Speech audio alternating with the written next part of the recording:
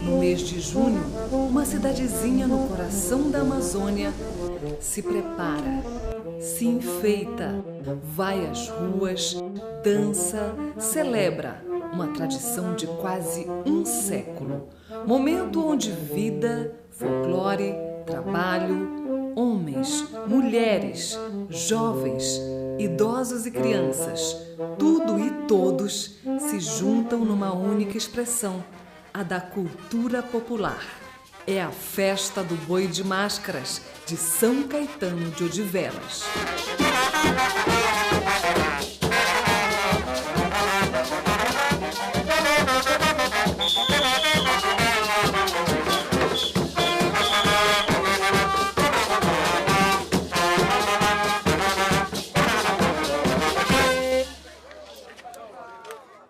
A vida aqui era pescaria. Pescaria de tirar caranguejo. É a mesma pescaria, mas é diferente. E aí papai pescava no Marajó. Aqui não tinha renda nenhuma. Era um lugar pobre. Aí, quando você aproximava assim um mês, ia para o Marajó pescar.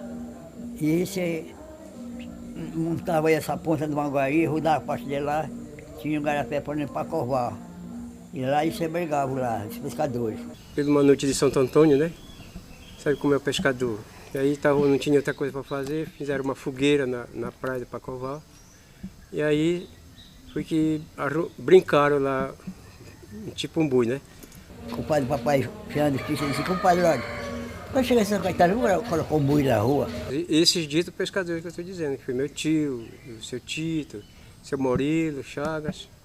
E naquela época ainda existia respeito, de assado não pescava, era só mesmo quando não sabia. Aí quando você aproximou o mês de maio, que era para eles irem embora para cá, disseram, olha, tal dia nós vamos lá no garapé da fazenda, vamos ver se nós arrumamos a cabeça. Se espalharam no cabo, quando não veio com aquela cabeça, que ideia até agora. Aí lá vem com a cabeça, quando eles viram, pô, você é bom, essa cabeça, essa mesmo. Aí tá, tudo sério. Aí vieram embora e vieram fazer o boi, mandar fazer o boi aqui. O papai mandou fazer esse tiro lá pelo programa Chiquinho Rocha. Primeira vez que fiz ele. E agora, como é o nome do boi? Um cara disse, é Tiga. É Tiga. Aí ele tudo concordou que era Tiga mesmo.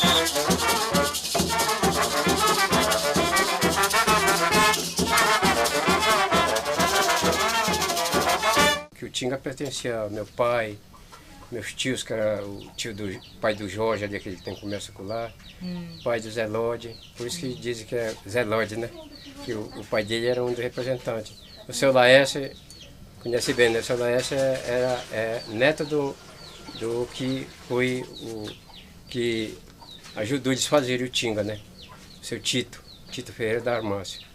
Então, tinha o Preá, você lembra do Preá, né? Os maianos. Então, essas pessoas que foram os primeiros representantes, o seu Murilo, acolá da Maria Reci, foram os primeiros representantes do Tinga, né? Não sei quem colocou uma fita na pescoço do Tinga, que já era o Banite, mas não é, o Banite, mas não era do pescador. E aí chegaram para mim e disse, é do Banite, vamos fazer um boi do progresso. Aí fiz o faceiro.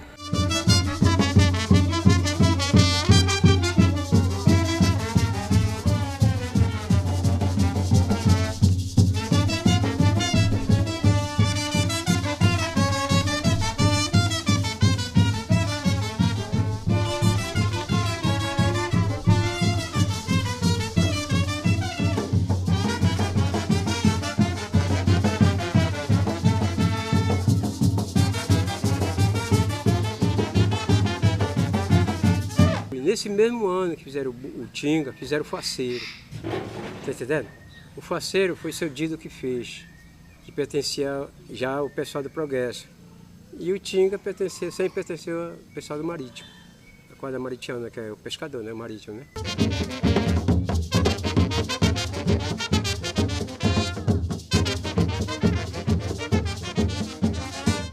O Faceiro, segundo a história, né, ele surgiu em 1937, é assim, né?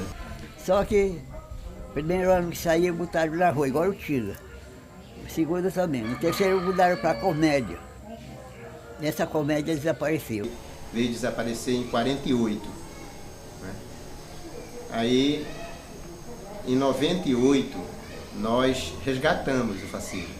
Vocês ressuscitaram o boi. Quer dizer, a gente ressuscitou o boi.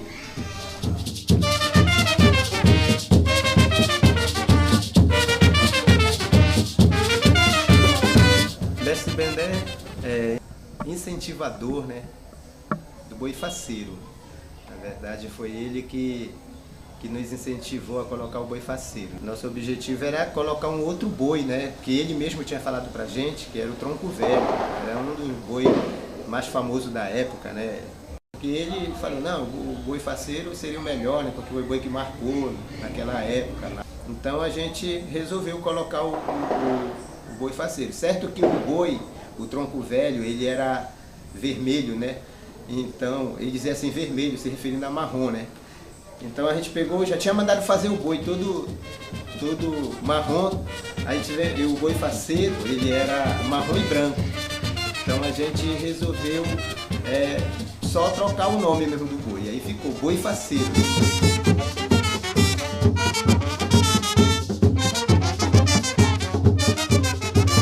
Oi, papai.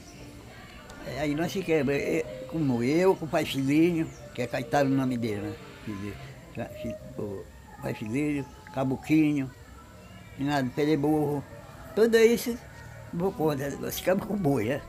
Quando nós botava o Menino Júnior, fugia o boi. Aí para casa de um desses que fazia parte do grupo. Os velhos morreram, faleceram, né?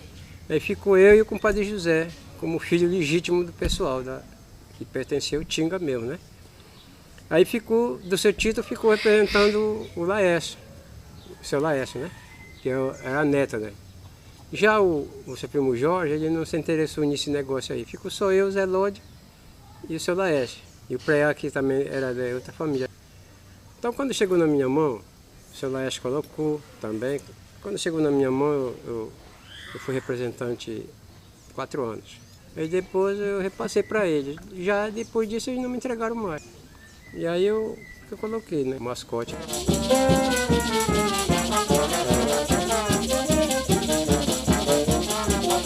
Então tá com 9 anos o mascote na minha mão, né? E eu zelando daquele jeito ali como está. Tem o guarda-roupa do Buidei, tá tudo ajeitado, quase.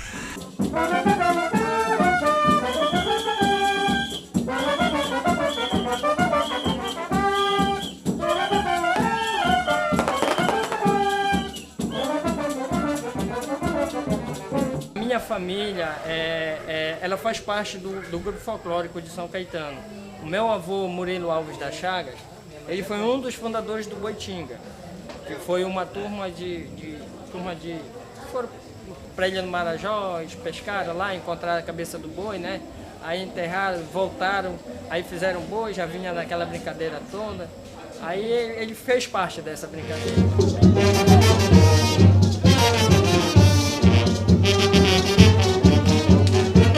Na época o boi fugia para cada um deles, cada ano ficava com o boi, colocava o boi na rua.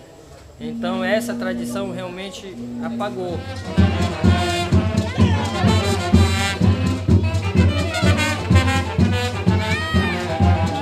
Aí surgiu a ideia da gente fazer o Preto Velho. Preto Velho é porque o Boi Tinga, na época ele era Boi Tinga Preto Velho, era chamado, né? Então a gente resgatou esse nome, Preto Velho. Aí eu fui lá com o seu do Reis, aí falei para ele que se ele poderia fazer um boi, contei a situação para ele. Foi mais ou menos assim que surgiu o Preto Velho.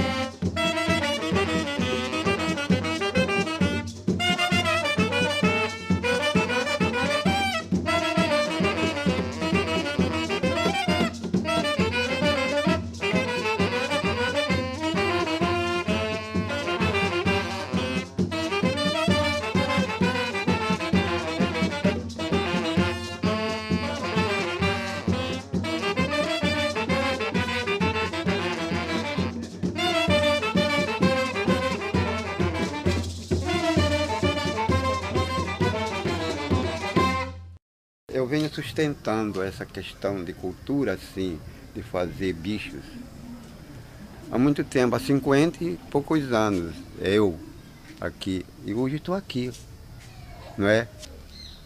Então, a gente trabalhava sempre nessa questão, fazia bichos de cordões naquele tempo, não era? Era muito bonito, não era? Não sei se vocês viram alguma vez.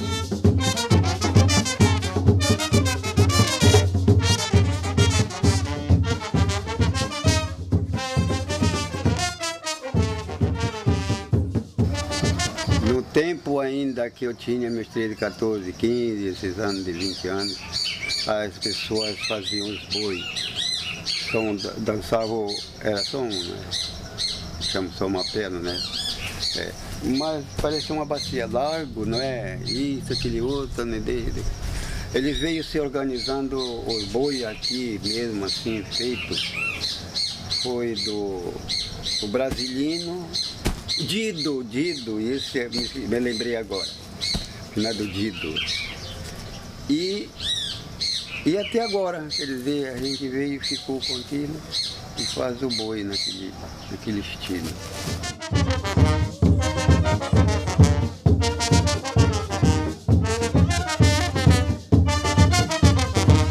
Aqui não tenho um boi que eu não tenho no meu trabalho. Não. Desde o começo. É cabeça, para armar o corpo dele. Na realidade, até agora, é só eu que faço ainda isso. Mas eu estou saindo dessa linha por causa da vista, né? E eu não sei porque eu já preparei isso aqui de tudo. Olha, agora é esse dia mesmo. Os materiais, olha. São assim umas varas próprias para isso. Elas são flexíveis. Essa madeira é Giniparana. O nome é Giniparana. Da região, né? Da região. A gente passa uns 2 dias. Uns 2 dias, né? Fazendo essa estrutura. A gente vai estruturando ele, vai começando a trabalhar. Olha, para você ver como é que fica. Olha. Quem rasca mais a gente, eles, por exemplo, qualquer pessoa, faz o corpo tudo, assim, como está, né? Aí, por exemplo, essa cauda, né? Aqui é que é o negócio. Agora, depois disso tudo pronto, amarra para cá, para colar, para isso, aquele outro, coloca a cabeça, né? A cabeça vai por último, né? A cabeça não vai por último, coloca a cabeça para poder então ver se fica bom, se não fica. Depois de pronta aquela armação, aí coloca, prega. A gente já tem até a medida de pregar para não ficar muito longo o pescoço ou de mais curto, não é? É tudo isso, não é? Outras pessoas que fazem algum invento de fazer isso é engraçado. Você não bora ver aqui, não está dando certo, ele sabe que é uma medida que tem. Sabe, olha, tem uma medida mais aqui, assim, que a gente tira a medida para não ficar nem comprido. Quando é outra qualidade de bicho que tem um pescoço longo, aí tá certo, é outra medida outra vez. Tem o segredo e tudo. E quem não sabe é horrível.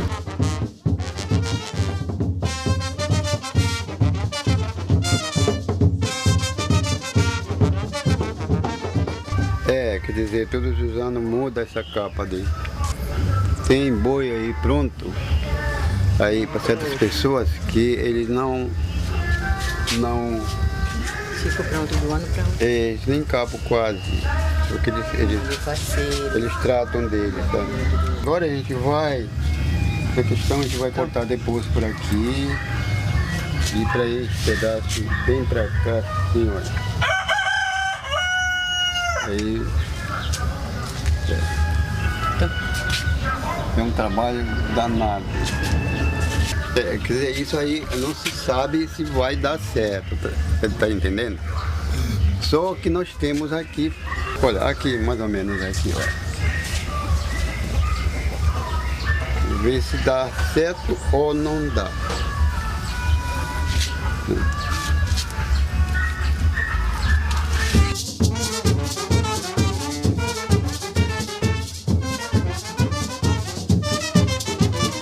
E a senhora sempre ajudou ele aqui, dona Santana, a fazer os bois, há muito tempo? Desde quando eu morava no interior. Desde quando ele começou fazer, vocês sempre então trabalharam juntos aí? Tinha vezes porque ele trabalhava muito em pintura, de abrir letra, né? Às vezes ele ia para Belém, abrir letra para lá e eu ficava, quando ele chegava, a metade já estava empolhada já.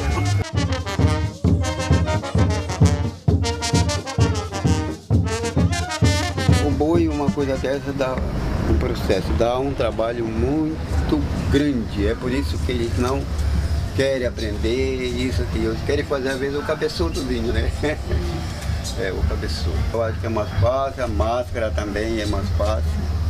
É, mas isso aqui eles não aprendem porque não é todos que aprendem.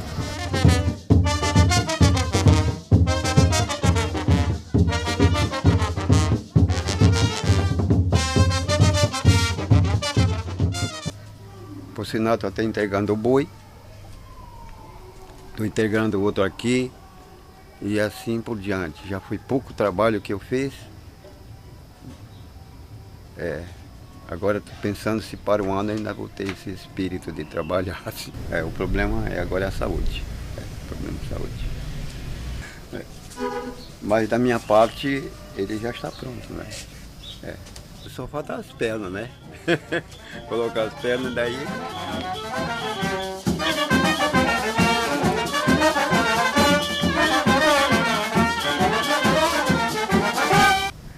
Para mim parece assim que, se for dizer assim que foi a última vez que eu fiz o Tinga, parece que para mim foi bom. Foi. Mas eu sempre gostei de fazer ele. Primeiro que ele representa a cultura, né? Dos bichos.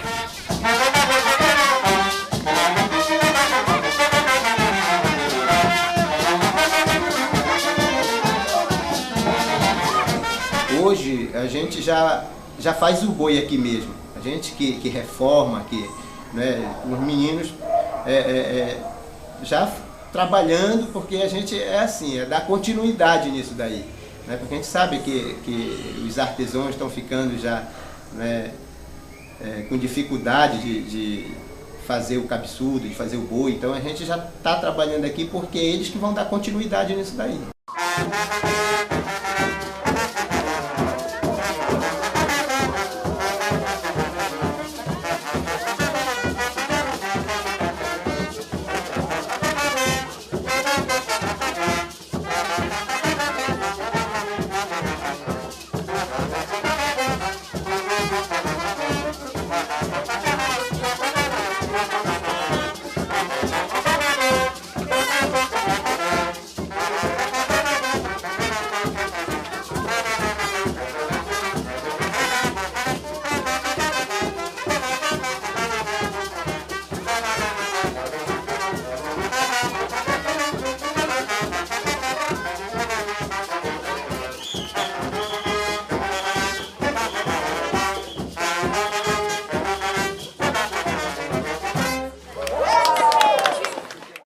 Passou o carnaval, chegou Semana Santa, aí o pessoal já começa, olha, tu vai fazer um pirrô pra mim. Olha, quanto é que tu faz um pirrô? Aí assim vai, roupa de quadrilha, eles vêm logo aqui, aí começa a chegar, olha, pode fazer roupa de quadrilha? Eu dispensei esse ano, acho que umas 3 coisas de quadrilha pra fazer, porque o pessoal vem tudo aqui comigo pra me fazer. E quando eu faço tudo, é vestido, é short, é nágua, é camisa, é calça, tudo. Meia, dou logo tudo pronto. Nem só pra cá também, como às vezes pro interior, como às vezes eu já fiz pro São João da Ponta, pra Ponta Bom Jesus, pra Cachoeira, onde tem negócio de brincadeira, eles vêm aqui comigo e eu faço. As calças, né, dos pernas e os pirrô, às vezes camisa de vaqueiro, e assim vai. O que é preciso na brincadeira. Tem uns que vêm falar para me fazer negócio de macacão, para sair de buchuda, aquelas coisas todas. Tem uns que querem bandeira também, ainda tem a bandeira. Faz a bandeira também. Faço a bandeira que representa o boi, né? Tem umas que é toda assim, trabalhada, né? Com desenho do boi.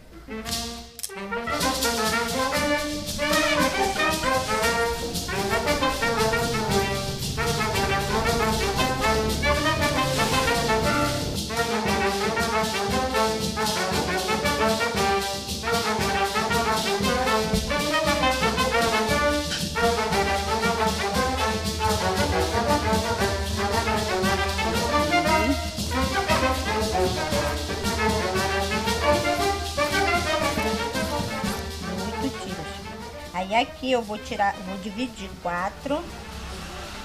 Aqui tem 4 e aqui tem 4, tá? Aí aqui essas 4 vai ser para mim colecionar para um pirro. Se for de 5 cores no caso. E aqui vou deixar já pro outro.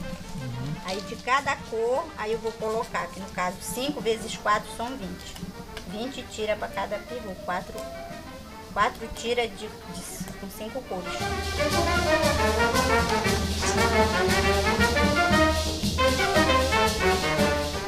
Esses daqui é para terminar aqueles lá, que é daqui da manga.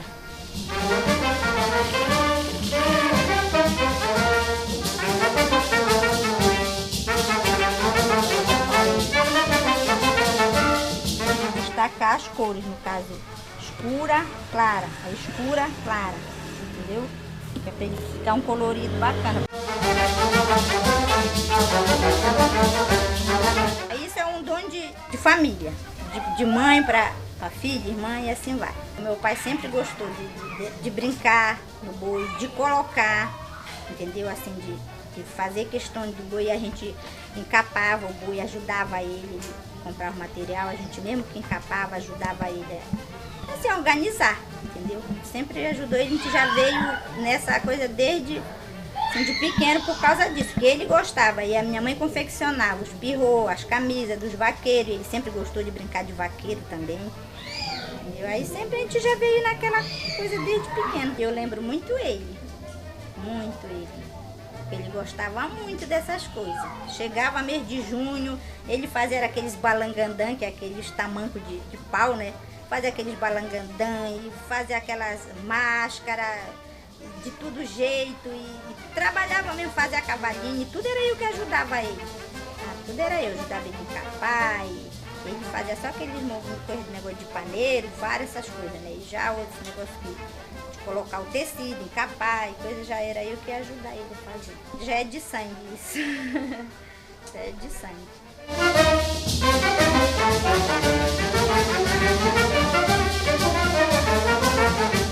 O pai foi o maior compositor de música de boi. Todas as músicas de boi era ele que fazia, ele compôs, ele mesmo fazia a música, ele cantava, ele mesmo escrevia a música.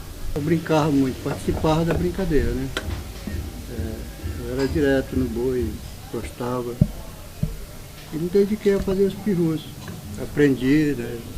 Saber como montar, como cortar, como quantidade de fazenda que fosse precisa para o pirru, né? Aí fui me dedicando. Eu estou fazendo uns 30 anos disso atrás. Eu comecei a brincar, costurar. Já teve época de eu fazer 30, 50 pirrus.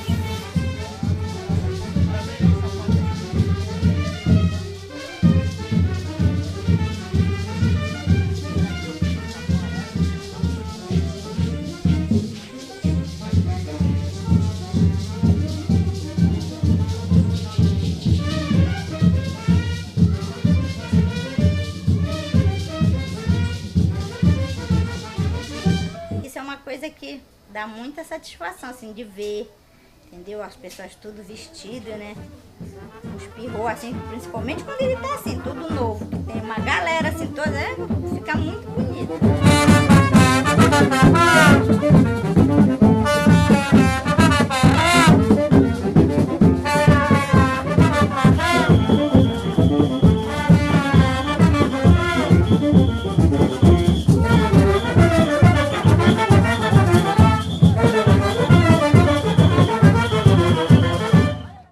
De 9 anos, quando a mamãe me ensinou, veio a minha mãe. Ela já faleceu, ela faleceu há muitos anos. E fiz 50, 53, 54, por aí assim, eu comecei a fazer. E eu já estava, ela me ensinou. Aí foi até que eu peguei a magia. E a prática, e o jeito da pessoa ter. Para trabalhar com só calma, não é afobação nenhuma. colocado numa posição que ele faz por a posição da palha. É barro, mas é tabatinga. Então, uma tabatinga que cola. Tem vezes que eu faço para encomenda, tem vezes que eu não faço. Agora eu vou parar mesmo de fazer, porque a vista já não era para mexer, mas tem vezes que eu fico com a mão dura. É rápido, eu faço rápido. E eu faço, às vezes eu faço 10, só numa forma dessa aí, eu faço 10, 15.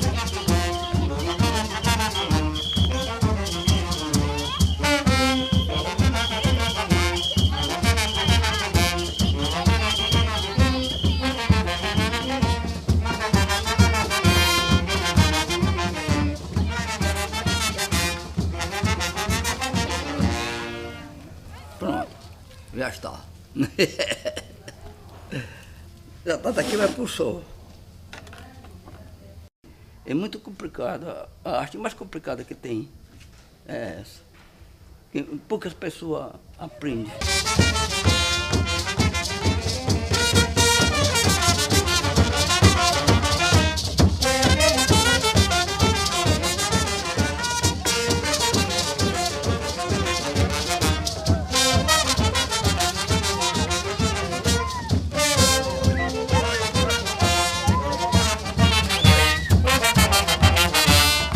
Aqui, se não tiver esse aqui, fica sem graça, porque muita gente usa o chapéu, mas não é adequado.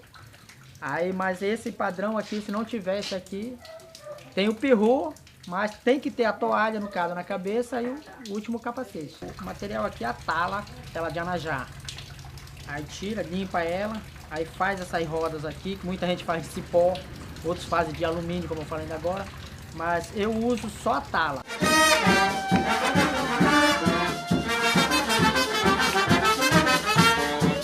Aqui é a primeira, vem a segunda, que é esse papel aqui que a gente usa, no caso. Esse papel aqui é a segunda capa, esse papel aqui. Aí vai forrar ele todinho com esse papel 3, que a gente chama 3 de mão. O encapamento é esse aqui, ó. Aí passa a cola, que a gente chama goma.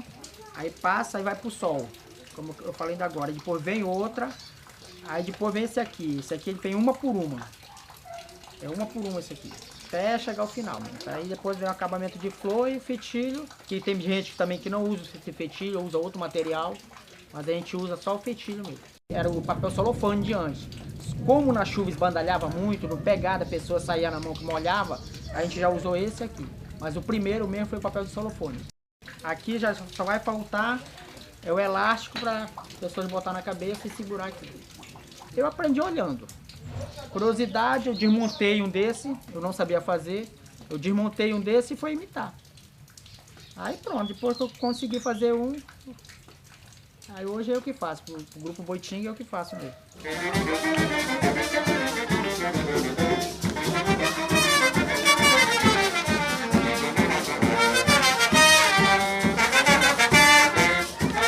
Na época que eu me entendi já existia o cabeção. Quem surgiu não tem a mínima ideia.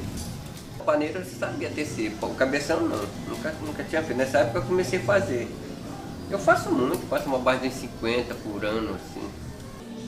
A gente gostava muito de brincar, então um dia eu decidi assim, conversando com o pessoal, meu irmão, mas vamos fazer uns cabeçudos aí, nós fizemos. Só que na época já existia o cabeção, só que não era assim, ele não era como é agora, pintadinho, né? Não, na época era só feito assim, tinha aquele papel balão, papel manilha que chamava, que era um rosa, né? Que vinha aquele rolo assim, grande. Aí, logo na época ele vinha em si maço mesmo, aquele papel maço mesmo, né? Aí era feito, a careta era feita disso. Na época que nós fizemos, quando nós se reunimos e decidimos brincar de cabeçudo, nós fomos tirar o talo. Então na época era só talo de tucumã isso aqui, né? Que a gente usa, porque o guarumã é muito frágil. Ele não... Ó, esse aqui é tucumã, é bem durão. Se for frágil assim, bem fracozinho, ele não aguenta. Quando o papel vai engelhando, vai esticando, ele vai engelhando tudinho. Pois é, aí nós decidimos brincar, aí nós fizemos o cabeção. Aí nós decidimos pintar na época. Nós pintamos com tinta base d'água a primeira vez. Segundo ano que nós fizemos pintadinho de tinta esmalte. Aí o bicho ficou bonito, né? Todo mundo ficava admirado de ver, né? Aí dessa época pra cá comecei a fazer assim, cabeça, o pessoal procurava para me fazer, eu fui fazendo para vender. Você tem uma série de coisas, a gente não faz só num dia um bicho desse. Vai levar uns 4 dias, 5 dias só para fazer um. Por isso que quando eu faço, eu prefiro fazer uns quantos para pintar, assim, porque a gente empata um dia para fazer um, eu empato para fazer logo uns 5, logo 6, né? Aí dá para. Também muita gente já tentou fazer assim paneiro e não faz, porque onde faz, tem uns que fazem e não fez direito, né? Isso aqui a gente vai matando as talas assim, olha. Vai fazendo, aí vai matando para poder dar o talho nele. Olha, aqui a cola a gente mata. Matando as talas e ela vai fechando devagar. Para poder dar o talho. Se não fizer isso, vai ficar parece a largura da cabeça e a largura do corpo, da boca dele, né? A gente usa o saco de cimento, que é o saco que a gente usa para encapar e para ficar bem resistente, né? E a gente dá mais 6 capas, né? 6 capas para poder. Aí a última capa a gente dá assim um papel mais macio, vamos dizer assim, um papel papel de escrever, esse papel ao máximo mesmo que vem, né? A gente usa para dar a última capa, ele ficar bem macio, bem brilhoso mesmo. E a tinta que a gente usa é tinta esmalte. A tinta esmalte sintética que vai passando e seca rápido.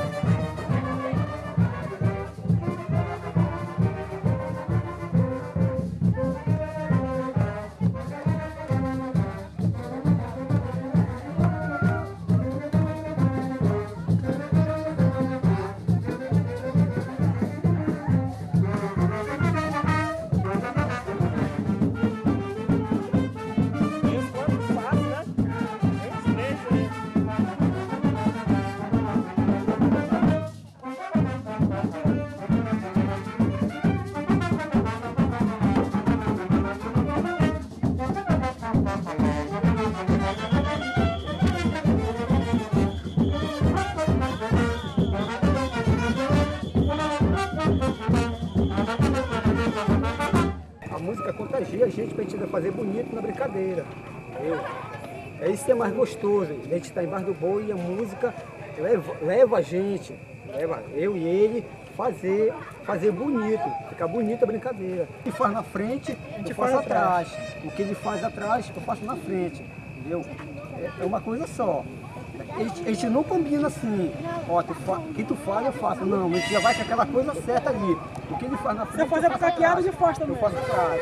Se ele dá o equilíbrio de rodar o boi, eu rodo o boi.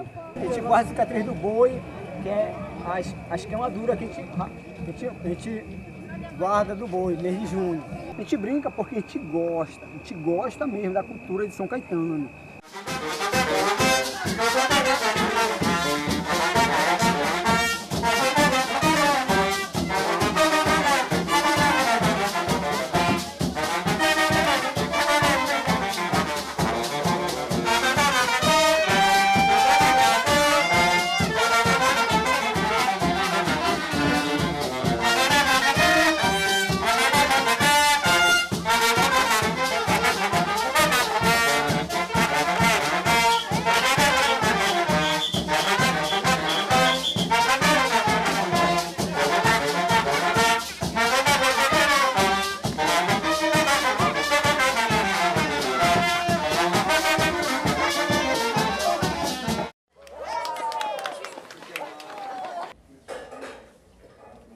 O seu Maximiano ele fez, mas o Silvano foi quem mais fez.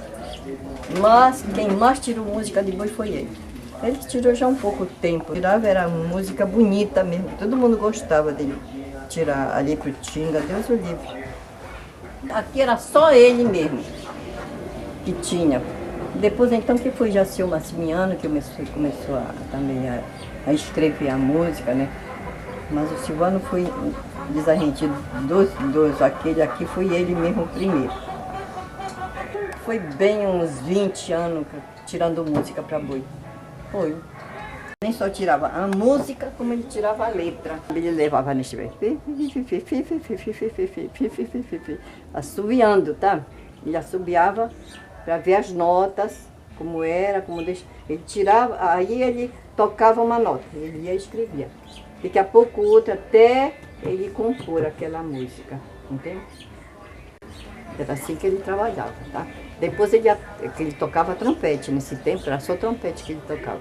Ele tocava o trompete, aí ele ia pegar e ia ver se estava certo, quando não estava, ele endireitava. Cantava primeiro, depois ele pegava o instrumento para ver as notas e ele ia escrevendo, sabe? E depois ele, aquele tudo, instrumentava tudinho. Tanto faz para saxo, para trombone, para pistão, ele instrumentava tudinho. Eles levavam para lá já pronta de tudo, só mesmo eles só aprendiam a música e lá eles iam cantar, já iam com a música pronta.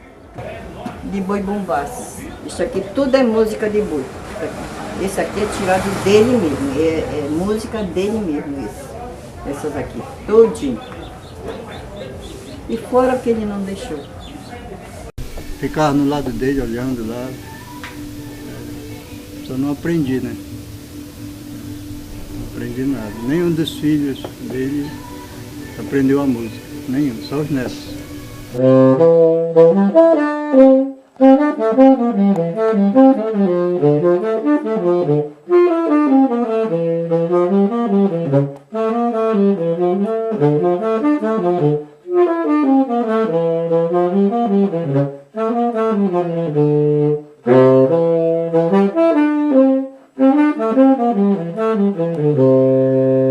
Ele foi nascido e criado no interior mesmo, no meio do mato, né, se diz. Mas ele teve assim uma visão da música assim, muito muito grande, de garoto. A partir dos 8 anos dele, ele já foi começando já a ver a música como um leque na vida dele, assim, né? Eu sou Massimiano Monteiro da Silva, moro aqui em São Caetano, 54 anos. E no ano que eu cheguei aqui, em 1955, eu comecei a tocar na banda, entrei na banda, comecei a tocar na banda e próximo veio o Tinga. Eu toquei também e desde esse ano ficou para até esse ano passado eu toquei ainda na brincadeira dele. A música para ele era tudo. Eu acho, porque todo o trabalho que ele estava fazendo era assoviando, era fazendo alguma, tipo assim, captando letras para fazer aquela música, né?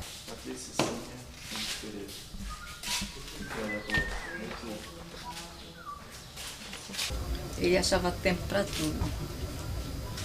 Ele, de manhã, ele fazia o serviço dele de carpintaria e geralmente ele trabalhava assim, onde ficavam os barcos, né? Montando os barcos. Aí, de manhã, ele tomava o café dele, fazia a compra de que devia fazer e ia embora para o serviço dele.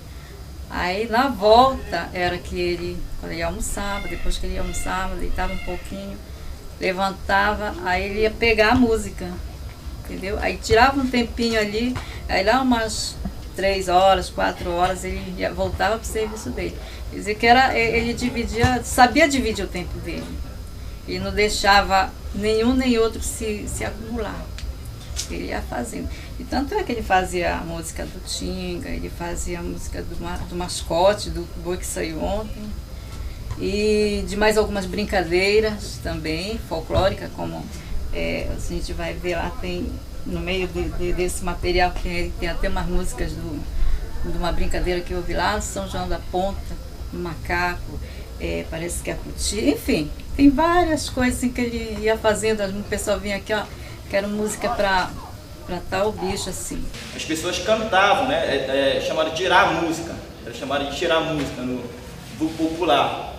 Então as pessoas faziam o seguinte, contavam uma história do boi, né? Ah, o boi foi nascido em tal ilha, foi confeccionado por tal pessoa. Então aí os compositores uniam essa história do boi à música e se tinha música. Aí a pessoa fazia o músico, ia lá, punha na partitura e todo mundo tocava, né?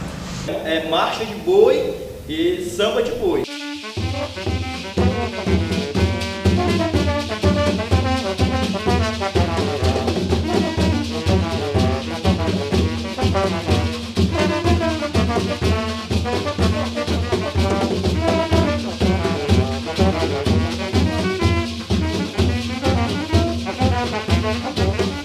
E foi também a época que, como eu falei hoje de manhã, né, a milícia também estava decaindo, aliás, em decadência mesmo.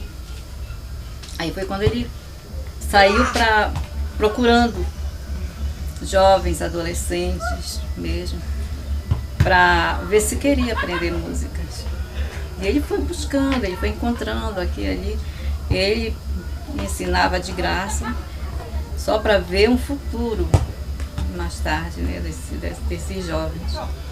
Então ele com 78 anos, tocando na banda, era um privilégio muito grande de tê-lo ainda no nosso meio, né? Quando ele ia com a banda marchando, a gente tinha que obedecer os passos dele, porque já eram lentos, já eram cansados, porque eram 53 anos de banda, de música.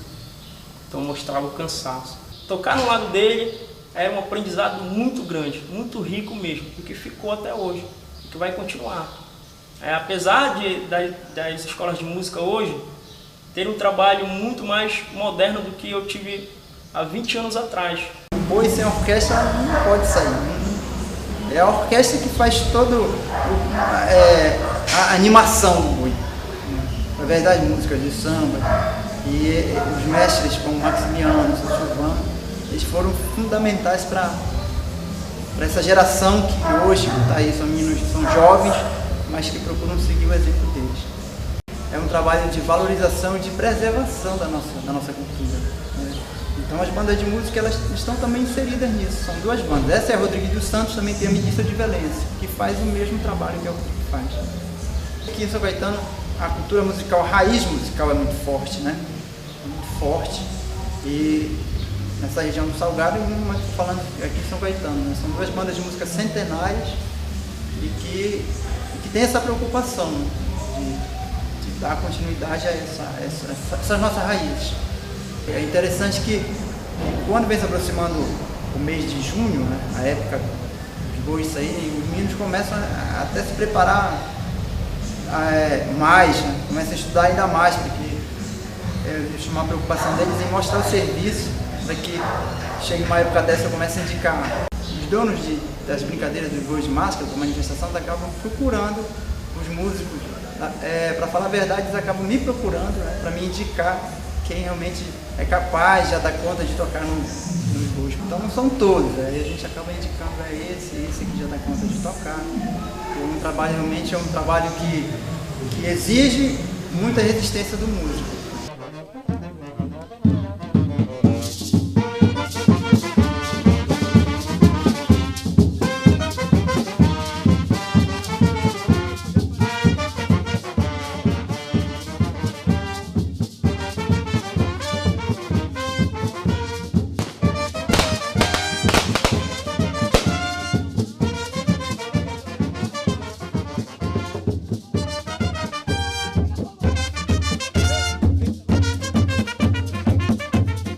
Na verdade, a carência de música que toca em boi é um pouco grande, apesar da cidade ser rica nesse sentido de músicos, mas o boi exige resistência do músico, né? E o fato de você ter que gostar, porque você começa a tocar às 5 horas da tarde, para acabar 11 ou 11h30, o desgaste físico é enorme, né? A mão de uma pessoa que toca um instrumento desse tipo curibó fica inchada, né? Você fica com a coluna doída, porque você fica todo tempo em pé. Outra coisa, você tem que soprar forte, com apenas 4 instrumentos. É diferente de quem está gravando agora, a gente está gravando aqui com um som legal, de uma forma mais piano, mas na rua não tem isso. O som tem que aparecer. Então quando as pessoas acabam acompanhando o boi, a massa corpórea ela tira a massa sonora.